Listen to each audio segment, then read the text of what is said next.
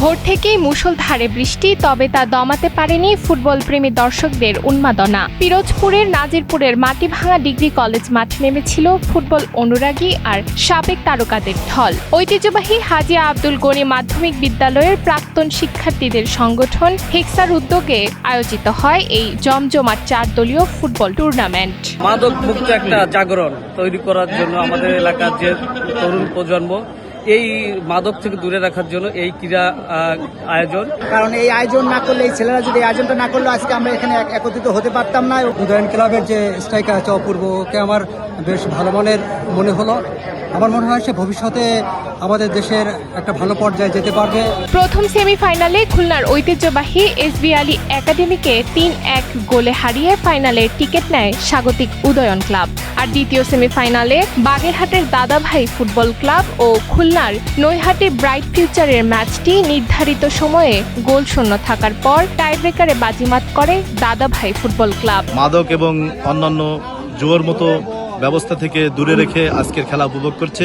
ভবিষ্যতে আমাদের আরও এ ধরনের আয়োজনের পরিকল্পনা রয়েছে। মিলন মেলাও পরিণত হয়েছে আমাদের প্রাক্তনদের, এবং এখানে হাজার হাজার দর্শক উপস্থিত হয়েছেন, তারা খেলাটা উপভোগ করছেন এবং ভবিষ্যতে আমরা এই ধরনের ধারাবাহিকতা, এই ধরনের খেলা, বিনোদন, সংস্কৃতি এবং অ্যালামনাইদের জন্য কাজ করে যাবো। এই ধারাবাহিকতা অব্যাহত থাকবে। হেক্সা তথা হাজী আব্দুল গনি মাধ্যমিক বিদ্যালয় অ্যালামনি অ্যাসোসিয়েশনের একটি সুদীর্ঘ পরিকল্পনা যে মাদকের এই মাদক বিরোধী প্রতিপাদ্যকে নিয়ে আমরা এই ফুটবল আয়োজন করেছি, যে ফুটবলের মাধ্যমে তরুণ সমাজ, যুব সমাজ এবং এলাকার তথা সমাজের সবাই একটি ক্রীড়ামুখী হবে এবং এই ক্রীড়া একটি আন্দোলন হিসেবে নিয়ে আমরা যাতে ভবিষ্যতে তরুণ সমাজকে বাঁচাতে, দেশকে বাঁচাতে আমরা কাজ করতে পারি। ফাইনালের মহারণ রূপ নেয় চরম রোমাঞ্চে। নির্ধারিত সময়ের খেলা 1-1 গোলে সমতায় শেষ হলে গড়ায় টাইব্রেকারে। সেখানে দাদাভাই ফুটবল ক্লাবকে